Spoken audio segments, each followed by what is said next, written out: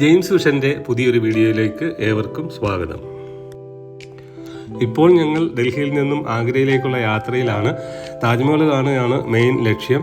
അപ്പോൾ breakfast time ആയതുകൊണ്ട് വഴിയിൽ കണ്ട ഒരു ഹോട്ടലിൽ ഒന്ന് കയറി നോക്കുകയാണ് നമുക്ക് പറ്റിയ ഭക്ഷണം വല്ലതും ഉണ്ടോ ഇല്ലയോ എന്നുള്ളത്.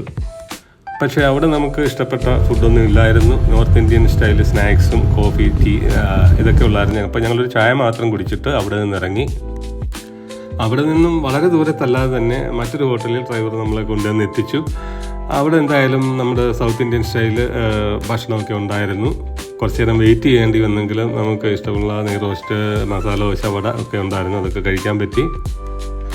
കോഫിയും ടീയും ഒക്കെ ഞങ്ങൾ ഓർഡർ ചെയ്തിരുന്നെങ്കിലും ഭക്ഷണം കഴിച്ച് കഴിയുന്നിടം വരെ കോഫിയും ടീ ഒന്നും വന്നില്ല. തിരക്കിയപ്പോഴാണ് അവർ പറയുന്നത് ഭക്ഷണം കഴിഞ്ഞ് ഹാൻഡ് വാഷും കഴിഞ്ഞ് പിന്നെ വെളിയിൽ പോയി കുടിക്കണം. അത് മീൻസ് ഹോട്ടലിന് വെളിയിൽ തന്നെ അവർ അറേഞ്ച് ചെയ്തിട്ടുണ്ട്. എന്തോ അറിയില്ല, അവിടുത്തെ ആ ഹോട്ടലിൻ്റെ സിസ്റ്റം അങ്ങനെയായിരുന്നു.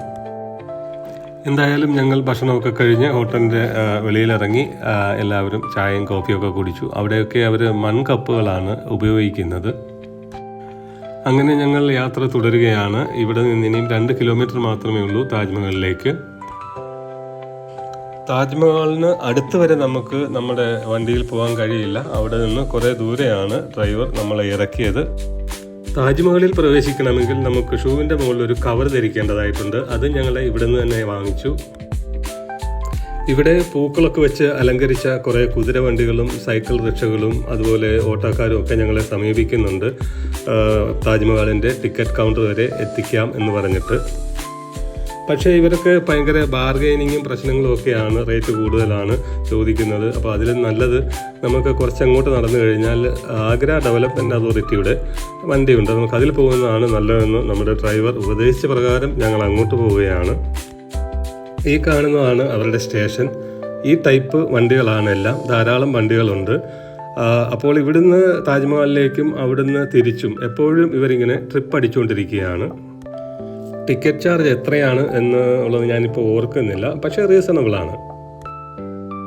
താജ്മഹലിന് അരികിലേക്ക് പുക വമിക്കുന്ന വാഹനങ്ങളൊന്നും അലൗഡ് അല്ല. അത് കാരണമാണ് ഈ ടൈപ്പ് വണ്ടികളിൽ നമുക്ക് അതിൻ്റെ അടുത്തെത്തേണ്ടതായിട്ട് വരുന്നത്.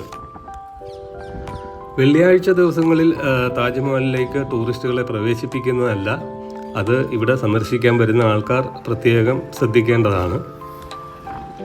അപ്പോൾ ഞങ്ങൾ ടിക്കറ്റ് കൗണ്ടർ ലക്ഷ്യമാക്കി നീങ്ങിക്കൊണ്ടിരിക്കുകയാണ്. താജ്മഹലിൻ്റെ ക്യാമ്പസ് മാത്രം കറങ്ങി കണ്ടു പോരാനാണെങ്കിൽ നമുക്ക് 50 രൂപ മാത്രമേ ചാർജ് ഉള്ളൂ. അതല്ല, താജ്മഹലിൻ്റെ ഉള്ളിലൂടെ കടന്ന് എല്ലാം കാണണമെന്നൊരിക്കൽ 250 രൂപയാണ് ടോട്ടൽ ടിക്കറ്റ് ചാർജ്. ഈ റേറ്റ് നമ്മുടെ ഇന്ത്യക്കാർക്ക് മാത്രമാണ്. ഫോറിനേഴ്സ് ആകുമ്പോൾ ഇതിൻ്റെ ഇരട്ടിയോ 3 ഇരട്ടിയോ എങ്ങാണ്ടാണ് വരുന്നത്. കൃത്യമായിട്ട് എനിക്കറിയില്ല. 13 വയസ്സിൽ താഴെയുള്ള കുട്ടികൾക്ക് ഫ്രീ ആണ്. ഇതാണ് താജ്മഹലിൻ്റെ കിഴക്കേ കവാടത്തിനരികെയുള്ള ടിക്കറ്റ് കൗണ്ടർ. അപ്പോൾ ഇവിടെ നിന്നാണ് നമ്മൾ ടിക്കറ്റ് എടുക്കേണ്ടത്. ഞങ്ങൾ ടിക്കറ്റ് എടുക്കുന്ന ആ മൂമെൻറ്റിൽ വളരെ റഷ് അവിടെ ഉണ്ടായിരുന്നില്ല. പക്ഷേ ഇങ്ങനെ വണ്ടിയിൽ ഓരോ വണ്ടി കഴിയും തോറും ഇങ്ങനെ ആൾക്കാർ പുറകെ വന്നുകൊണ്ടിരിക്കുകയാണ്. ചില സമയങ്ങളിലൊക്കെ വളരെ വലിയ ക്യൂ അനുഭവപ്പെടുന്നതായിട്ട് പറയുന്നു. കിഴക്ക് വശത്തുള്ള എൻട്രൻസ് ഗേറ്റിനടുത്തെത്തണമെങ്കിൽ കുറച്ച് നമുക്കങ്ങോട്ട് നടക്കാനുണ്ട്. അങ്ങനെ ഞങ്ങൾ ഗേറ്റിനടുത്തെത്തിയിരിക്കുകയാണ്. ഇവിടെ ചെറിയ രീതിയിലുള്ള ക്യൂ ഒക്കെ നമുക്ക് അനുഭവപ്പെടുന്നുണ്ട്. ഇതിന് ശേഷം ഒരു സെക്യൂരിറ്റി ചെക്കൊക്കെ ഉണ്ട്. ആ ഏരിയയിലൊന്നും നമുക്ക് ചിത്രീകരണമൊന്നും പാടില്ല.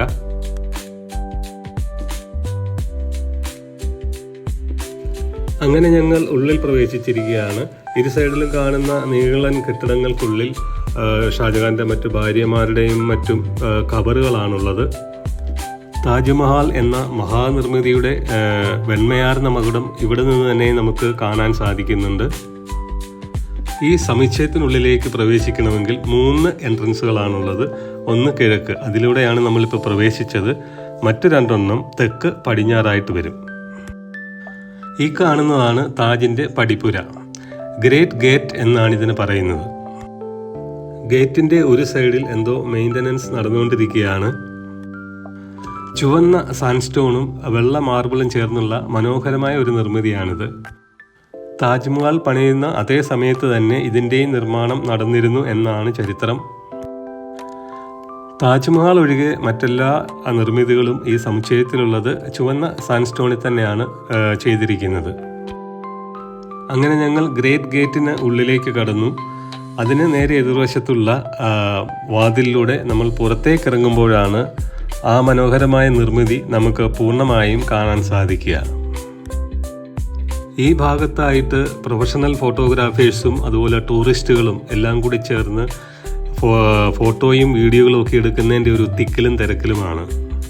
കാരണം എന്താണെന്ന് ചോദിച്ചാൽ താജ്മഹലിൻ്റെ ഏറ്റവും മനോഹരമായ ഒരു ദൃശ്യം നമുക്ക് ഇവിടെ നിന്നാണ് ലഭിക്കുക. താജ്മഹൽ പൂർണ്ണമായും അതേപോലെ വിശാലമായ ഉദ്യാനവും റിഫ്ലക്റ്റിംഗ് പൂളുകളും ഫുട്പാത്തുകളും എല്ലാം ചേർന്ന മനോഹരമായ ഒരു ദൃശ്യമാണ് ഇവിടെ നിന്ന് നമുക്ക് ലഭിക്കുക. ഞങ്ങളും ഈ സ്പോട്ടിൽ നിന്ന് സ്റ്റിൽസൊക്കെ എടുത്തു. അങ്ങനെ ഞങ്ങൾ ഗ്രേറ്റ് ഗേറ്റിന് അടുത്തായിട്ട് തന്നെ, അഥവാ ദർവാസ ഇ റൗസ അങ്ങനെ ഒരു പേരുണ്ട് ഈ ഗ്രേറ്റ് ഗേറ്റിന്. അപ്പോൾ അവിടെ നിന്നുകൊണ്ട് ഈ മനോഹരമായ പൂർണ്ണമായ താജ്മഹലിൻ്റെ കാഴ്ചകളൊക്കെ കണ്ടതിന് ശേഷം വീഡിയോ എടുത്തു, സ്റ്റിൽസൊക്കെ എടുത്തു. ഇനിയിപ്പോൾ പതുക്കെ താജ്മഹലിനടുത്തേക്ക് നീങ്ങാം എന്ന് വിചാരിക്കുകയാണ്.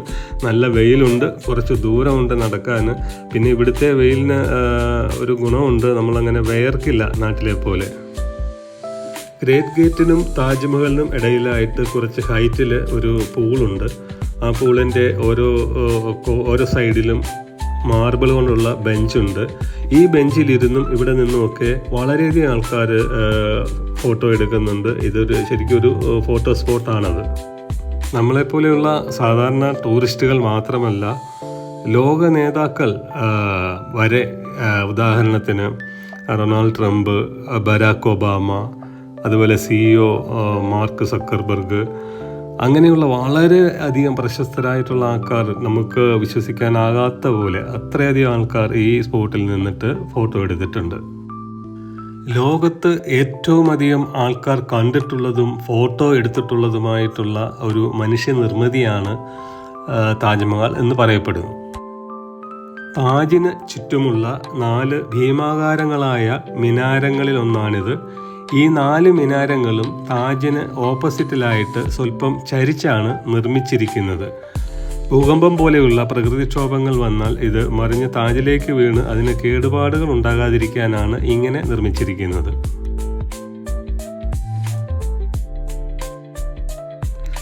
ഈ കാണുന്നതാണ് താജ് മോസ്ക് അഥവാ മസ്ജിദ്.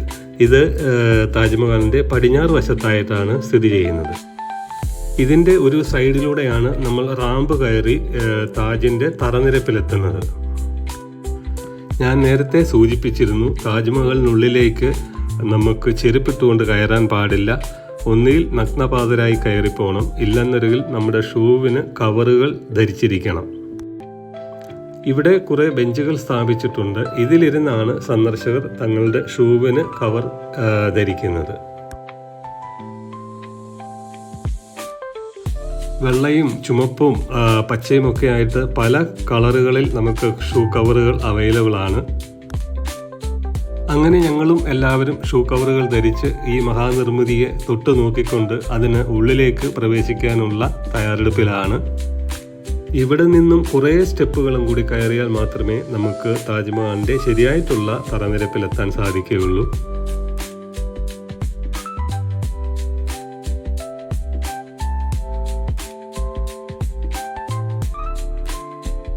ഇവിടെ നിന്ന് നോക്കിയാൽ നമ്മൾ കടന്നു വന്ന ഗ്രേറ്റ് ഗേറ്റും ഉദ്യാനവും ഒക്കെ വളരെ ഭംഗിയായിട്ട് കാണാൻ സാധിക്കും.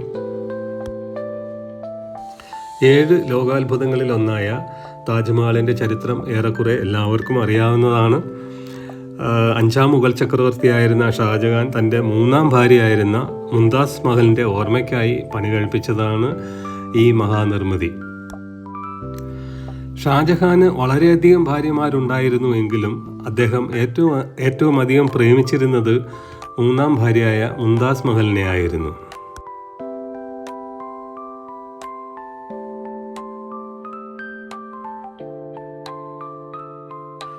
ഇതേപോലത്തെ 2 ഡോർ കടന്നു വേണം നമ്മൾ ഷാജഹാൻ്റെയും മുംതാസിൻ്റെയും കബറിടത്തിൽ എത്തിച്ചേരാൻ. പക്ഷേ അവിടെ ഫോട്ടോഗ്രാഫിയോ വീഡിയോഗ്രാഫിയോ അലൗഡ് അല്ല. ഖബറിടത്തിലേക്കുള്ള ഡോറിൻ്റെ ഒരു സൈഡിലൂടെ ആൾക്കാർ ഉള്ളിലേക്ക് പ്രവേശിക്കുന്നു, മറു സൈഡിലൂടെ ആൾക്കാർ പുറത്തേക്ക് വരികയാണ്. ഉള്ളിൽ ഫോട്ടോഗ്രാഫി അലൗഡ് അല്ല എങ്കിൽ തന്നെ നിങ്ങൾക്ക് കണ്ടിട്ടില്ലാത്തവർക്ക് മനസ്സിലാകാൻ വേണ്ടി ഞാനൊരു സ്റ്റില്ല് ആഡ് ചെയ്യുകയാണ്. ഈ കാണുന്നതിൽ ചെറുത് മുംതാസ് മഹലിൻ്റെയും വലുത് ഷാജഹാൻ ചക്രവർത്തിയുടെയുമാണ്. ചരിത്ര പ്രശസ്തമായ ആ ഖബറുകൾ കണ്ട് സായുജ്യമടഞ്ഞ് ഞങ്ങൾ സംതൃപ്തിയോടുകൂടി പുറത്തേക്ക് വരികയാണ്. ഈ കാണുന്നത് യമുന നദിയാണ്. യമുന നദി ഒന്ന് വളഞ്ഞൊഴുകുന്ന ആ ഭാഗത്താണ് ഷാജഹാൻ ഈ കുടീരത്തിനായി സ്ഥലം കണ്ടെത്തിയത്.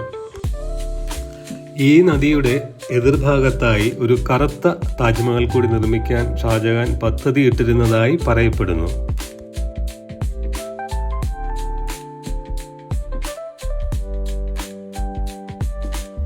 താജിന്റെ പടിഞ്ഞാറ് ഭാഗത്ത് കണ്ട മസ്ജിദ് പോലെയുള്ള ഒരു കെട്ടിടം കിഴക്ക് ഭാഗത്തുമുണ്ട്. ഇത് ജവാബ് എന്ന പേരിൽ അറിയപ്പെടുന്നു.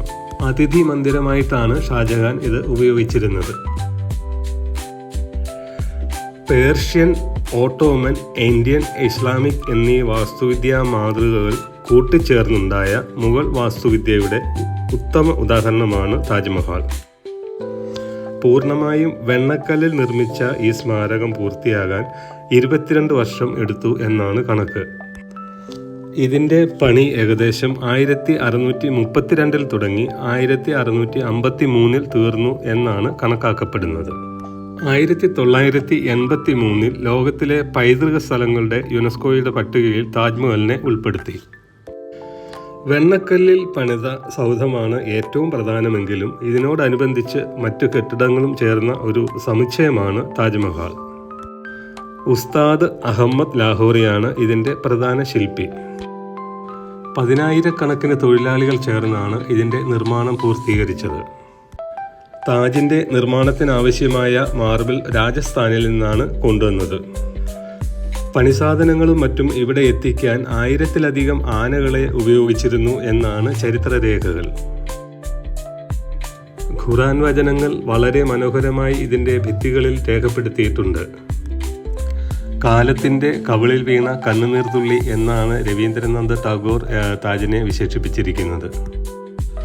ഷാജഹാന്റെ പ്രിയ പത്നിയായിരുന്ന മുംതാസ് മഹൽ തൻ്റെ 14ാമത്തെ കുട്ടിക്ക് ജന്മം കൊടുത്തതോടുകൂടി മരണപ്പെടുകയായിരുന്നു. അപ്പോൾ മുംതാസിന് 38 വയസ്സ് മാത്രമേ പ്രായമുണ്ടായിരുന്നുള്ളൂ. ദാപ്തി നദിക്കരയിലുള്ള സൈനാബാദ് പൂന്തോട്ടത്തിലാണ് ആദ്യം മുംതാസിൻ്റെ ഭൗതിക ശരീരം കബറടക്കിയിരുന്നത്. അവിടെ ഒരു താൽക്കാലിക കുടീരവും ഷാജഹാൻ നിർമ്മിച്ചിരുന്നു.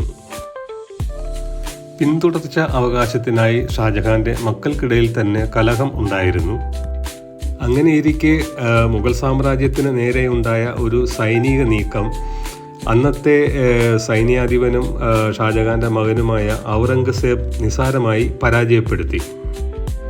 അങ്ങനെ ഈ കുടുംബകലഹത്തിൽ മേൽക്കൈ നേടിയ ഔറംഗസേബ് തൻ്റെ സഹോദരന്മാരെ 3 പേരെയും വകവരുത്തുകയും ഷാജഹാനെ ആഗ്ര കോട്ടയിൽ തടവിലാക്കുകയും ചെയ്തു. തൻ്റെ പ്രണയിനിക്ക് വേണ്ടി പണിത സ്മാരകമായ താജ്മഹലും നോക്കി ശിഷ്ടകാലം മുഴുവനും ഷാജഹാന് ഈ തടവറയിൽ കഴിയേണ്ടി വന്നു. 1666 ജനുവരി 22 ഉദരസംബന്ധമായ രോഗങ്ങളാൽ അദ്ദേഹം മരണപ്പെടുകയാണുണ്ടായത്.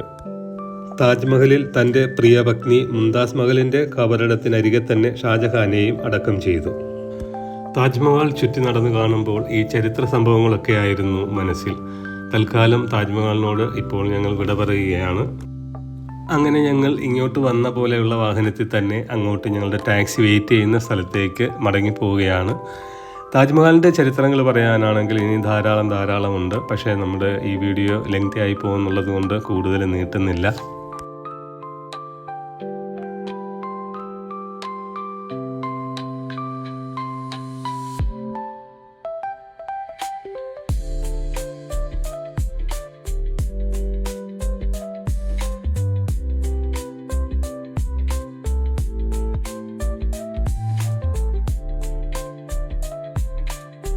താജ്മഹൽ സന്ദർശനം കഴിഞ്ഞ് ചെറിയൊരു ഷോപ്പിംഗ് ആകാമെന്ന് ഞങ്ങൾ തീരുമാനിച്ചു. അപ്പോൾ ഡ്രൈവറോട് ആവശ്യപ്പെട്ട പ്രകാരം അദ്ദേഹം നമ്മളെ ആഗ്രയിൽ തന്നെയുള്ള ഗവൺമെൻറ് അതോറിറ്റിയുടെ കീഴിലുള്ള ഒരു ഷോപ്പിംഗ് സെൻറ്ററിലാണ് എത്തിച്ചത്.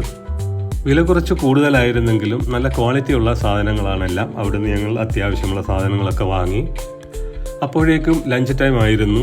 എന്നാൽ പിന്നെ ലഞ്ചും കൂടെ കഴിഞ്ഞ ശേഷം ഡൽഹിക്കുള്ള മടക്കയാത്രയാകാം എന്ന് ഞങ്ങൾ തീരുമാനിച്ചു. റെസ്റ്റോറൻറ്റിനോട് ചേർന്ന് തന്നെ വെറൈറ്റി പേടകളൊക്കെ വിൽക്കുന്ന ഒരു സ്വീറ്റ് ഷോപ്പ് ഉണ്ടായിരുന്നു. അപ്പോൾ ഭക്ഷണം ഓർഡർ ചെയ്തിട്ട് അത് വരാൻ കുറച്ച് സമയമെടുക്കും എന്നുള്ളത് കൊണ്ട് ഞങ്ങൾ ആ ടൈമിൽ ഈ സ്വീറ്റ് ഷോപ്പിൽ കയറി കുറേ വെറൈറ്റി പേടകളൊക്കെ വാങ്ങിച്ചു. പല ഫ്ലേവറിലുള്ള പേടകളാണുള്ളത്. എല്ലാം നമുക്ക് ടേസ്റ്റ് ചെയ്യാൻ തരും സാമ്പിളുകൾ. അപ്പോൾ ടേസ്റ്റ് ചെയ്ത് നോക്കി നമുക്ക് ഇഷ്ടമുള്ളത് വാങ്ങിക്കാം. അപ്പോഴേക്കും ഫുഡ് റെഡിയായി എന്ന് ഹോട്ടലിൽ നിന്ന് അറിയിച്ചു. ചിക്കൻ ബിരിയാണി ആയിരുന്നു ഞങ്ങൾ ഓർഡർ ചെയ്തത്. നമ്മുടെ സ്റ്റൈലല്ല, വേറൊരു സ്റ്റൈലാണ്, എങ്കിലും കുഴപ്പമില്ല. ലഞ്ചിന് ശേഷം ഞങ്ങൾ നേരെ ഡൽഹിക്ക് വെച്ച് പിടിക്കുകയാണ്. 3 മണിക്കൂറത്തെ യാത്രയുണ്ട്. ഇനിയിപ്പോൾ അടുത്ത വീഡിയോയിൽ കാണാം. എല്ലാവർക്കും നന്ദി, നമസ്കാരം.